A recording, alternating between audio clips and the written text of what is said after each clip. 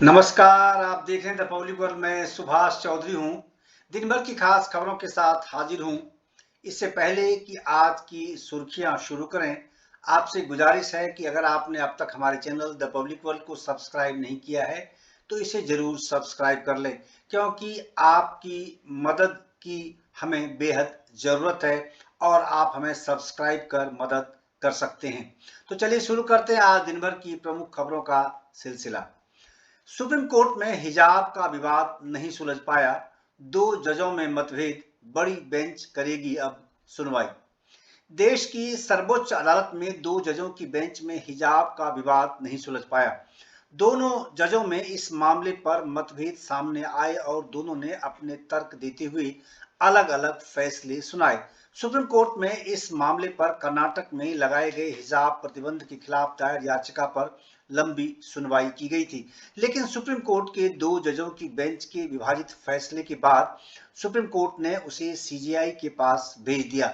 अब इस मामले को बड़ी पीठ के पास भेजा जाएगा और कर्नाटक हाईकोर्ट के फैसले के खिलाफ अपील पर फिर से सुनवाई होगी। इस मामले पर आज अपना फैसला सुनाते हुए जस्टिस सुधांशु धुलिया ने मुस्लिम छात्राओं का पक्ष लिया। जस्टिस धुलिया ने फैसला सुनाते हुए कहा कि यह उनकी पसंद की बात है। विजय इमानुल में एससी द्वारा निर्धारित अनुपात इस मुद्दे को कवर करता है। मुख्य बात बालिकाओं की शिक्षा। उन्होंने कहा कि शिक्षा हासिल करने में बालिकाओं को काफी दिक्कतों का सामना करना पड़ता है और भी कई मुश्किलें हैं, लेकिन क्या ऐसे प्रतिबंध लगाकर हम उनके जीवन को बेहतर बना रहे हैं? इस मामले की सुनवाई कर रहे दूसरे जज जस्टिस हेमंत गुप्ता ने शैक्षणिक संस्थानों में हिजाब पर प्रतिबंध हटाने से इनकार करने वाले कर्नाटक उच्च न्यायालय के फैसले के खिलाफ अपील खारिज कर दी। यानी उच्च न्यायालय के फैसले को बरकरार रखा। उच्च न्यायालय के फैसले पर सहमति जताते हुए जस्टिस गुप्ता ने कहा कि मतभेद हैं। जस्टिस हेमंत गुप्ता ने कहा कि इस मामले में हमारी राय अलग है। उन्होंने कहा कि मेरे 11 सवाल हैं। पहला सवाल यह है कि क्या इसे बड़ी पीठ को भेजा जाना चाहिए? क्या हिजाब बैन ने छात्राओं को बाधित किया है? क्या हिजाब पहनना धर्म का अनिवार्य हिस्सा है? क्या हिजाब पहनना धार्मिक स्वतंत्रता के तहत है? जस्टिस गुप्ता ने कहा कि मैं अपील खारिज करने का प्रस्ताव कर रहा हूं। अपना फैसला सुनाते हुए जस्टिस सुधांशु धूलिया ने कहा कि मेरा एक अलग विचार है और मैं अपील की अनुमति देता हूं। उन्होंने कहा कि हिजाब पसंद का मामला होना चाहिए था। न्यायमूर्ति धूलिया ने कहा कि यह अंततः पसंद का मामला है, इससे ज्यादा कुछ नहीं और कुछ नहीं। उन्होंने कहा मेरे दिमाग में सबसे ऊपर बालिकाओं की शिक्षा है। एक चीज जो मेरे लिए सबसे ऊपर है वह बालिकाओं की शिक्षा। मैं अपने भाई जज से सम्मान पूर्वक सहमत हूं।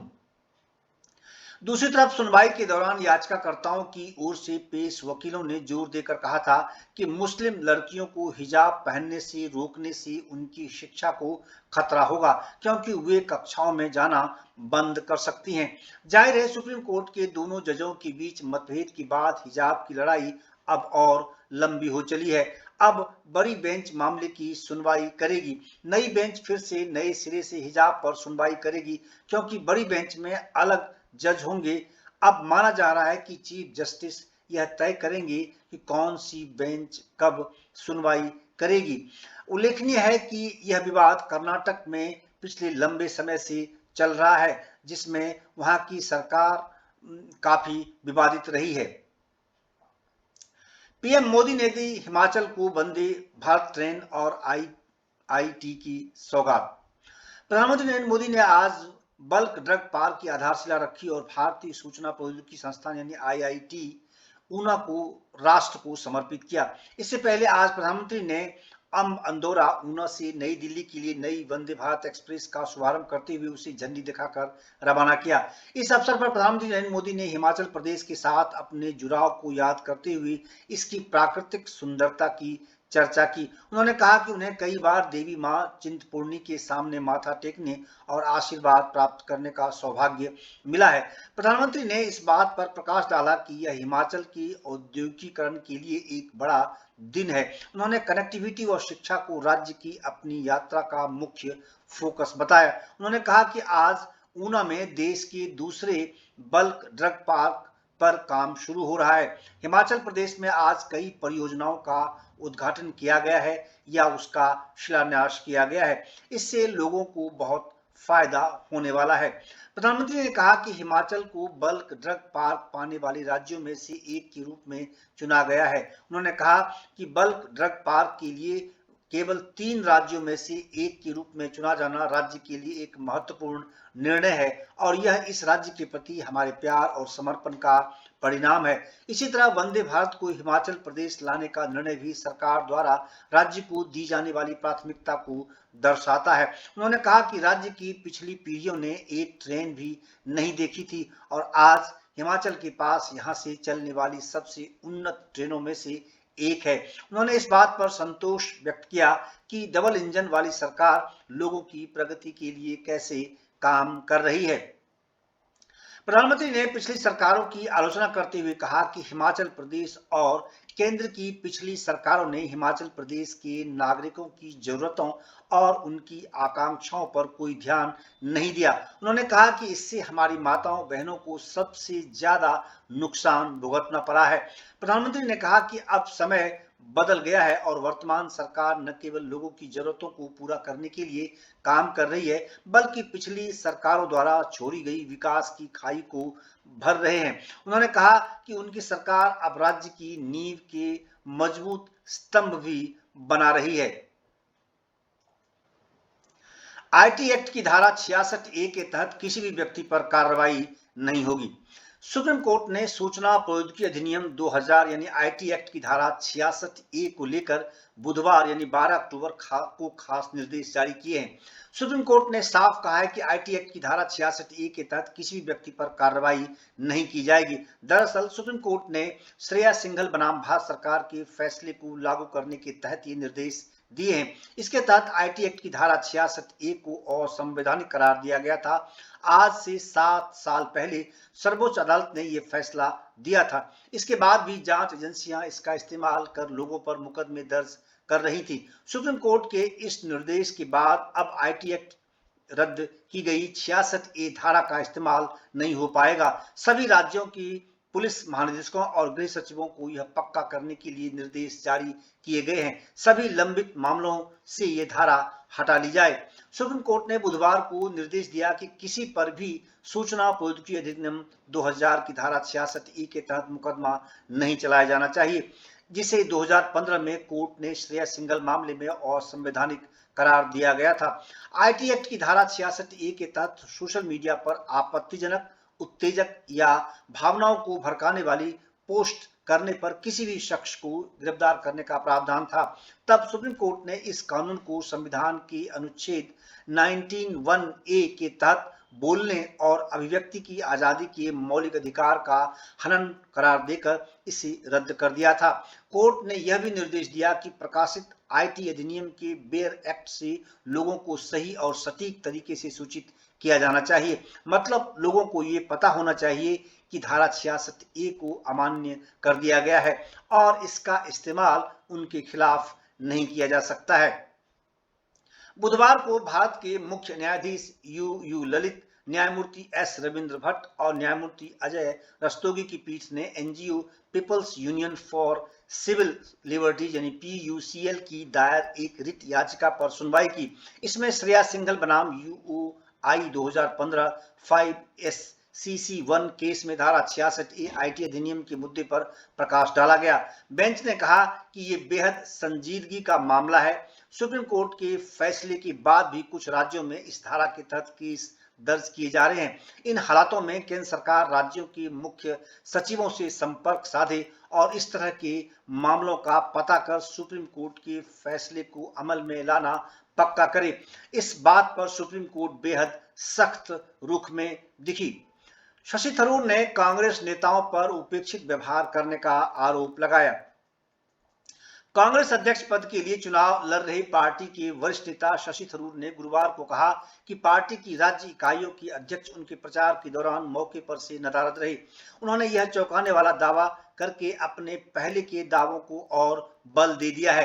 दरअसल उन्होंने कहा था कि कांग्रेस अध्यक्ष पद चुनाव के लिए पार्टी निष्पक्षता का वहन नहीं कर रही है। बता दें कि पार्टी 20 से अधिक वर्षों के बाद चुनाव करा रही है। कांग्रेस सांसद ने कहा कि जिस तरह से उनके प्रतिद्वंदी मल्लिकार्जुन खड़गे को व्यापक रूप से गांधी परिवार की पसंद के रूप में देखा जाता है और जिस तरह से पार्टी नेताओं द्वारा उनके साथ व्यवहार किया जाता है, उनमें अंतर की ओर उन्होंने इशारा किया। उन्होंने कहा कि मैंने कई जगहों पर देखा है कि पीसीसी यानी प्रदेश कांग्रेस प्रमुख, सीएलपी कांग्रेस विधायक दल के नेता और बड़े नेता मल्लिकार्जुन खड़गे का स्वागत करते हैं, उनके साथ बैठते हैं, लोगों को आमंत्रित करते हैं और उन्हें उपस्थित होने के लिए कहते हैं। यह सब एक उम्मीदवार के लिए हुआ, लेकिन मेरे लिए कभी नहीं। उन्होंने कहा कि मैंने राज्य कांग्रेस कमेटी का दौरा किया, लेकिन वहां राज्य प्रमुख उपलब्ध नहीं थे। उन्होंने कहा कि मैं शिकायत नहीं कर रहा हूं, लेकिन क्या आपको व्यवहार में अंतर नहीं दिखता है? थरूर ने यह भी कहा कि उन्हें सोमवार को चुनाव में मतदान करने वाले कांग्रेस प्रतिनिधियों की एक अधूरी सूची मिली है, साथ ही उनके संपर्क करने के लिए सूची में कोई फोन नंबर नहीं है।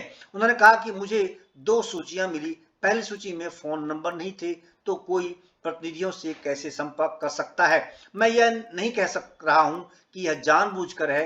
22 साल से चुनाव नहीं हुए थे, इसलिए हो सकता है कुछ चूक हुई है। मैं जानता हूं कि मधुसूदन मिस्त्री और उनकी टीम एक स्वतंत्र और निष्पक्ष चुनाव कराने की कोशिश कर रही है। उन्होंने कहा कि मैं उनके खिलाफ शिकायत नहीं कर रहा हूं। थरूर ने कहा कि वह कांग्रेस के मतदाताओं तक पहुंचने और उन्हें अपना घोषणा पत्र बताने में मदद करने के लिए मीडिया पर निर्भर रहे हैं।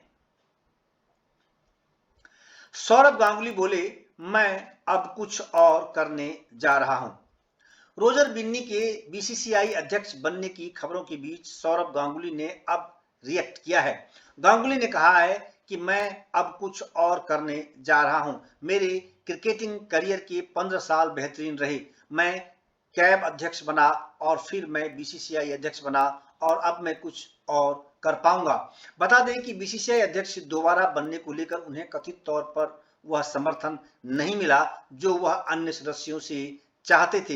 इस मामले पर गांगुली ने पुष्टि की है, वह कुछ और करेंगे, वह अब आगे बढ़ चुके हैं। इसको लेकर प्रदेश पश्चिम बंगाल की मुख्यमंत्री ममता बनर्जी का भी बयान आया है और उन्होंने यह कटाक्ष करते हुए कहा था कि भाजपा ने उन्हें अपमानित किया। बंधन बैंक के एक कार्यक्रम में बोलते हुए गांगुली ने पुष्टि की कि वह लंबे समय से प्रशासक हैं और अब कुछ और करना चाहते हैं। उन्होंने अपनी बात आगे रखते हुए कहा कि मैं एक प्रशासक रहा हूं और मैं कुछ और आगे करूंगा। आप जीवन में जो कुछ भी करते हैं वह सबसे अच्छे दिन होते हैं जब आप भारत के लिए खेलते हैं। मैं बीसीसीआई का अध्यक्ष रहा हूं और आगे भी मैं बड़ी चीजें करता रहूंगा। कार्यक्रम में गांगुली ने आगे कहा कि वो इतिहास में कभी विश्वास नहीं करते हैं। आप एक दिन में अंबानी या नरेंद्र मोदी नहीं बनते, आपको वहां पहुंचने के लिए महीनों और सालों तक काम करना पड़ता है। बता दें कि खबर यह है कि रोजर बिन्नी को बीसीसीआई का अगला अध्यक्ष बनाया जाएगा, तो वहीं जय शाह सचिव के पद पर आगे भी बने रहेंगे। दिवाली पर पटाखों और आतिशबाजी पर पाबंदी में छूट की याचिका पर सुप्रीम कोर्ट की अर्जेंट सुनवाई से इनकार। दिवाली पर पटाखों और आतिशबाजी पर पाबंदी में कोई छूट देने की याचिका पर अर्जेंट सुनवाई की गुहार सुनने से सुप्रीम कोर्ट ने फिर इनकार कर दिया। कोर्ट ने कहा कि हाई कोर्ट जब सुनवाई कर रहा है तो वो इसमें अभी कोई दखल नहीं देंगे। दिल्ली हाई कोर्ट में दिल्ली प्रदूषण नियंत्रण समिति की सिफारिश के के आधार पर जारी पाबंदी आदेश को चुनौती दी गई थी। सुप्रीम कोर्ट में 2 व्यापारियों ने अर्जी लगाकर गुहार लगाई कि पाबंदी आदेश में हरित आतिशबाजी और पटाखों यानी ग्रीन क्रैकर्स को छूट नहीं दी गई है। दिल्ली में ग्रीन क्रैकर्स का भंडारण और विक्रय करने वाले इन दोनों याचिकाकर्ताओं ने दलील दी है कि ग्रीन क्रैकर्स को इस पाबंदी के दायरे में लाने का कोई मतलब और तर्क भी नहीं दिया गया है। सीजेआई की पीठ के समक्ष मेंशन करते हुए याचिकाकर्ताओं ने कहा कि हाईकोर्ट ने ये कहते हुए सुनवाई नहीं की कि इसी आशय की याचिका सुप्रीम कोर्ट में लंबित है, ऐसे में वो कैसे सुन सकता है। ऐसे में दिल्ली हाईकोर्ट ने 18 अक्टूबर को सुनवाई तय की है, जबकि दिवाली 24 अक्टूबर को है। जब सीजीआई ने इसे हाईकोर्ट के सामने ही ले जाने को कहा तो याचिकाकर्ता ने आखिरी दांव खेला कि बीजेपी सांसद मनोज तिवारी की समान प्रार्थना वाली अर्जी जस्टिस एम.आर. शाह की पीठ के सामने लंबित है। सीजीआई इस याचिका को भी उसके साथ जोड़ दें।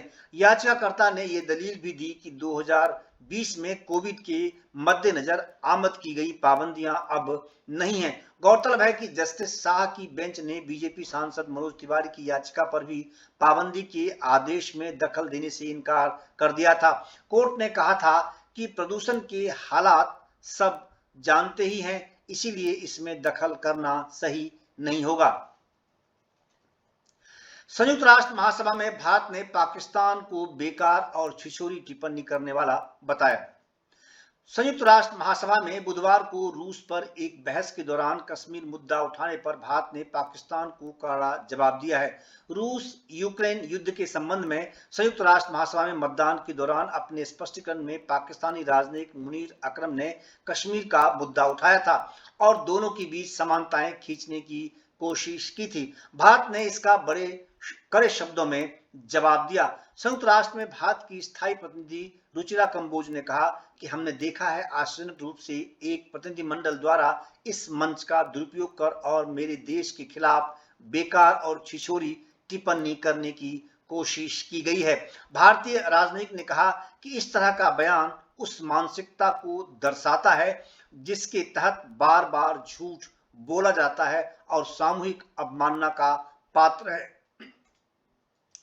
कंबोज ने सच्चाई सामने रखते हुए कहा कि जम्मू और कश्मीर का पूरा क्षेत्र हमेशा से भारत का अभिन्न अंग रहा है और रहेगा।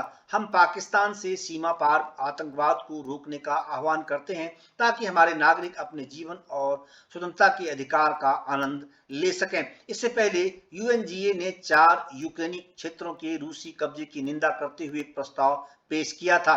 143 सदस्यों ने प्रस्ताव के पक्ष में मतदान किया जबकि 5 ने इसके खिलाफ मतदान किया। भारत सहित कुल 35 देशों ने प्रस्ताव से खुद को दूर रखा था।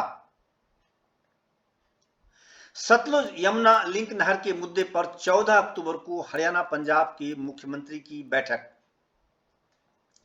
सतलुज यमुना लिंक नहर के मुद्दे पर 14 अक्टूबर को हरियाणा पंजाब के मुख्यमंत्री की बैठक होगी।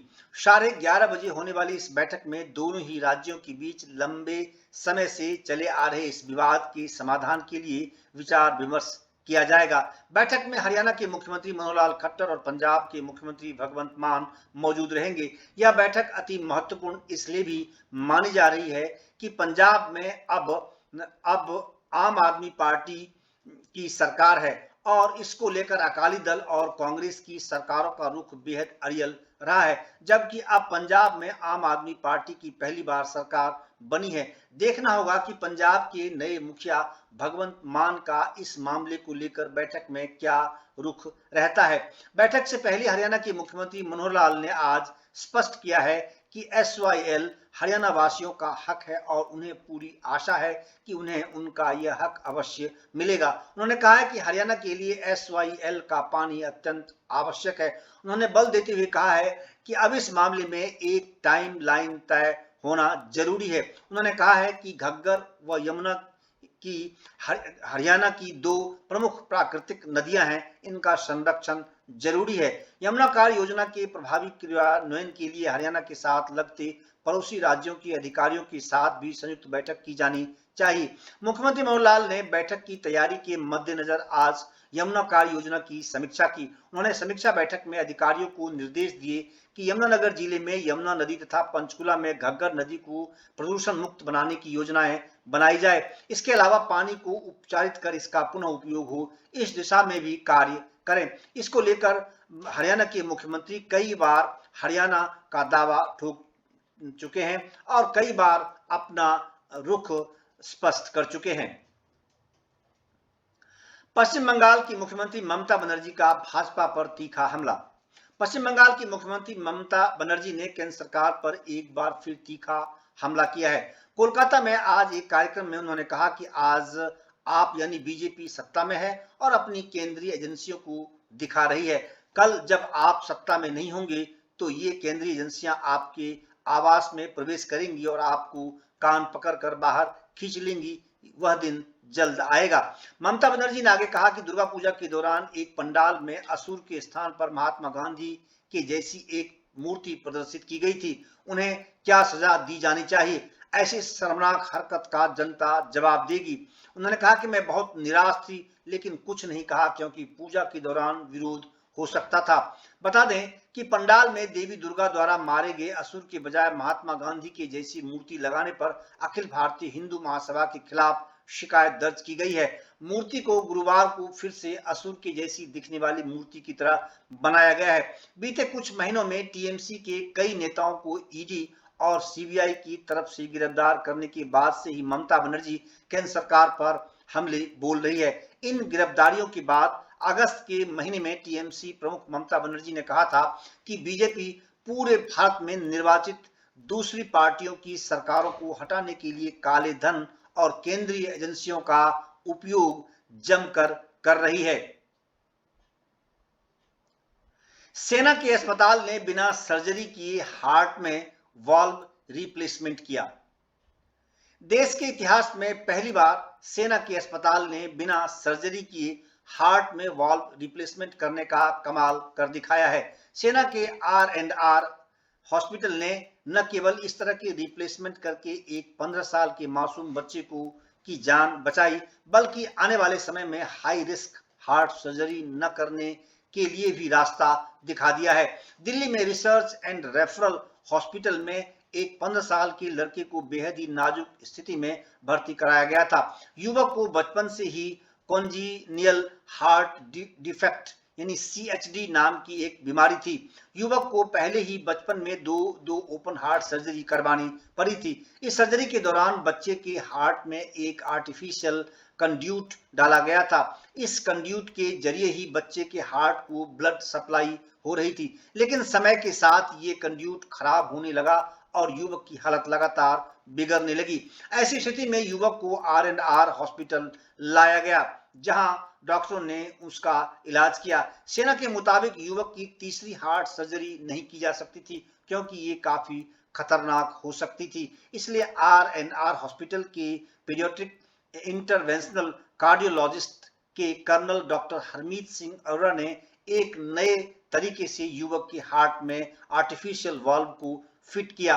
इसके लिए उन्होंने युवक के ग्रोइन यानी पेट और जांघ के बीच में छोटा सा कट लगाकर ट्रांसकैथेटर पल्मोनरी वाल्व ट्रांसप्लांट कर दिया और यह बेहद सफल रहा है। तो ये थी आज दिन भर की खास खबरें। देश और दुनिया की अन्य खबरों के लिए जुड़े रहिए द पब्लिक वर्ल्ड के साथ। हमारे चैनल द पब्लिक वर्ल्ड को अगर आपने अब तक सब्सक्राइब न किया है तो इसे सब्सक्राइब अवश्य कर लें, इसे सब्सक्राइब करना न भूलें। दिन भर की खास खबरों के साथ हम हाजिर होते हैं। हमारे लिए आपका सहयोग और समर्थन बेहद जरूरी है और यह समर्थन आप हमें हमारे चैनल को सब्सक्राइब कर सकते हैं। हमारा चैनल देखने के लिए आपका बहुत बहुत धन्यवाद।